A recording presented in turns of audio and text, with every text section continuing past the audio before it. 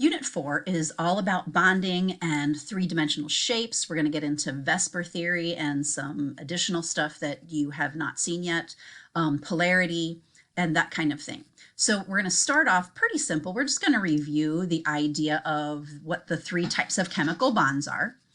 So hopefully you can fill in these blanks pretty easily. If you have the complete transfer of one or more electrons so that you wind up with gain and loss and ions being formed, hopefully you know that that's an ionic bond. And then the type of bond where you share valence electrons is covalent. And then metallic is where you have the delocalized electrons, those electrons that kind of move around from atom to atom to atom and hold all those metals together. Okay, so what kinds of substances are going to do those three kinds of bonds? Well, if you remember, a metal and a nonmetal are typically going to form an ionic bond. You've got a very big difference in electronegativity, so one loses, one gains electrons, and so you wind up with an ionic bond. If you have two metals, they are typically going to be a metallic kind of bond. Even if you have a metal and a metalloid, it typically is going to be metallic.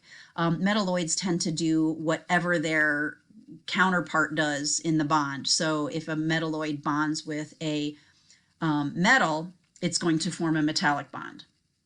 If a metalloid bonds with a non-metal, it's going to do covalent bonding, because typically two nonmetals are going to form covalent bonds. And again, these are typically, there are always exceptions, and you need to remember that. Chemistry is not black and white. Chemistry is definitely gradients of gray. So you've got to keep that in mind. These are general guidelines. They are definitely not written in stone. And then remember that there are two types of covalent bonds. You can have polar covalent and nonpolar covalent. In a nonpolar covalent bond, you have equal sharing of electrons. In a polar covalent bond, you have unequal sharing of electrons. There are probably a lot more polar covalent bonds than there are nonpolar covalent bonds. All right, so let's look at ionic bonds. So you've got this crystal that is alternating cations and anions. That creates, you get ionic compounds from it. You've got positive cations attracted to negative anions, creating all those electrostatic, those opposite charge attractions. So that's a word that if you haven't heard it too much in first year, you want to make sure that you kind of internalize it for this year. Electrostatic attractions simply means opposite charge attractions. And you saw the ionic crystal kind of talk about it, so we'll get it going again. You saw the ionic crystal. You can see the green would represent one ion, perhaps chlorine, and then the gray would represent another ion, perhaps sodium. So see that they are kind of all oppositely arranged there. Ions don't create molecules, but large conglomerates of ions called crystals. So what you're looking at is a crystal. We never talk about molecules of sodium chloride. We only talk about compounds of sodium chloride. So NaCl, remember, is the formula unit of sodium chloride. There's not just one sodium and one chlorine. This is just the lowest whole number ratio. So this is the empirical formula for what sodium chloride looks like, because you can see obviously that there are many sodiums and chlorines. And there you have it. We talk about formula units rather than molecular formulas for sodium chloride or any other ionic compound. So in ionic bonding, the strength of that crystal is what we call lattice energy. And we can determine the lattice energy based upon a modified version of Coulomb's law. So you've got the energy of the lattice is equal to a constant times the two charges divided by the distance between the two ions. So now in this case, the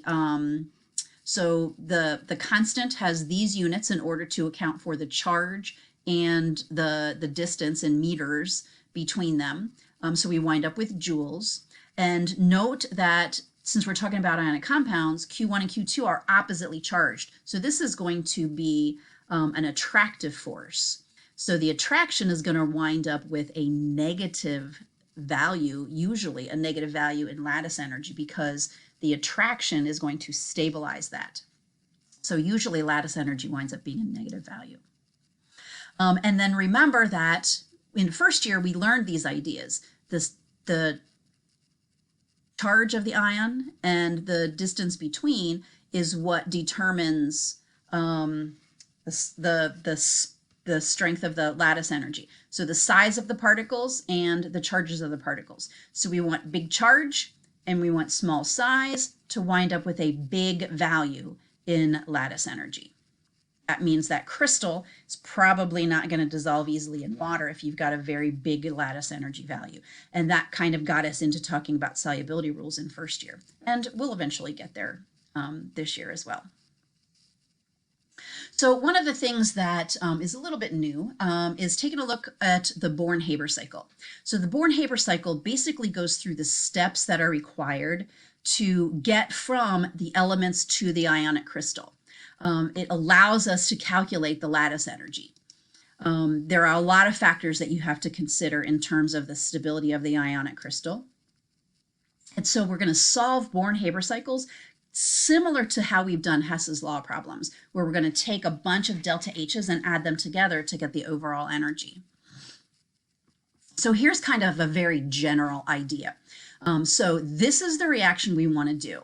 Okay, we want to take the metal and combine it with the non-metal and create a crystal from that, an ionic crystal.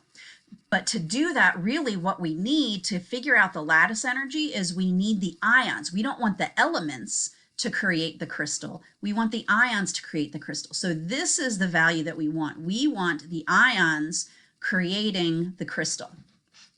So there's a whole lot of information that's going on in order to get to ions, right? If we just did heat of formation, the amount of energy it takes to create 1 mole of a substance from its elements, we would have this value. This is easy to figure out. But we want to know what happens when you have the ions, not when you have the elements. So we've got to convert these things into ions. So notice with the metal, the first thing we have to do is take that solid, because metals are typically solids, unless it's mercury, and we've got to convert it into a gas. So we have to apply the heat of sublimation in order to get that material into a gas. Second thing we need to do is remove an electron. So we have to apply ionization energy to the material. So these two things are both going in to creating the cation that we're using in the crystal. Now to create the anion, since it appears as though we're doing a diatomic, because a lot of the nonmetals are going to be diatomics, first thing we have to do is dissociate it. So we have to split apart these two atoms in order to just get an X. Okay, so to split them apart, energy is going in. So all of these are endothermic so far. You've got electron affinity to gain the electron. Oftentimes electron affinity is negative. So that's our own only negative value at this point. Everything else is going to be an endo. This is typically an exo. But then in addition to all of these 4 things, we also have to take these 2 ions and make them attracted to each other, and that to make the crystal, and that is the lattice energy. So the heat of formation is really the summation of all 5 of these things combined. But usually what we want is the lattice energy, the U. So U, rearrange this equation, U is equal to the heat of formation minus all of these values. Now remember, most of these values are are positive, except for activation energy, electron affinity, which is typically a negative. Not always, but often a negative. So that's how we're going to find this guy, because we know all the rest of these. So here's a real example of how we would do things. So we want to take sodium ions and oxide ions and create sodium oxide crystal. Okay, so this is our lattice energy. This big purple line is our lattice energy. So let's take a look at what has to happen. We're starting off with sodium solid and oxygen gas. Well, heat of formation is just this little jump. Whoops, I didn't want to show you that yet. Go back a sec. Okay, but in order to get up here, look at everything we have to go to. We have to add energy in order to get the 2 times the amount of energy in order to get the 2 sodiums to a gas. Then we have to get the oxygen in, shoot, excuse me. We have to, what are we doing to the oxygen? We're taking it from a O2 into just O. So here we're dissociating. That's not really clear what that is saying there. So we've got to dissociate the O2 into O. Okay, so now we have them both in gases. What's next? Now we have to remove electrons from sodium. So we're going to take electrons away from sodium and make Na+, but we're going to do that twice. So 2 times the 496. Then we've got to add those electrons to oxygen. So the first one is actually exothermic, like I told you, but a really weird thing happens. The second one is actually an endothermic process. We have to force oxygen to accept that second electron, which is very odd. So there's another endo. So you can see we're adding. The only thing we lose is this guy. So all of these added together equals this, which is what that equation shows you. Okay, but we want the lattice energy. So the heat of formation is equal to all of these, is equal to the lattice energy is equal to the heat of formation minus all of these guys. So that's what we're showing here. If you put the numbers in, remember we've got to multiply by 2. The first electron affinity for oxygen is negative. So we've got to put that value in there. So it's really like adding. Everything else we're subtracting, but in this case we're adding. And so you wind up with a value that is equal to the lattice energy of sodium oxide, 2,520 kilojoules per mole, being released as that crystal forms. That's a pretty good chunk of energy. So you're going to get a chance to practice the Born-Haber cycle a little bit. And so there's our overall reaction. We want to get sodium ions and oxide ions to make sodium oxide crystal. All right, so we'll get into metallic bonding and then we'll probably have to end this video.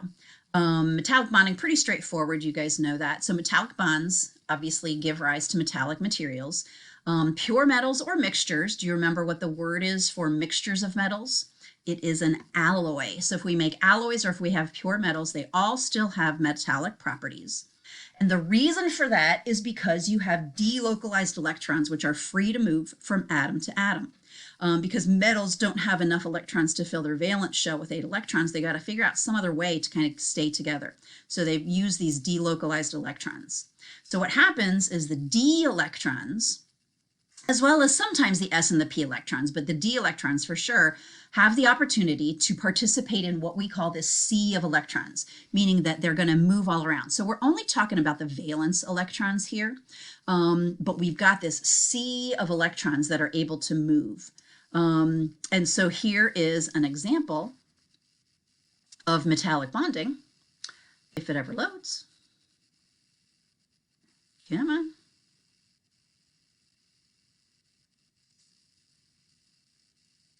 Here we go.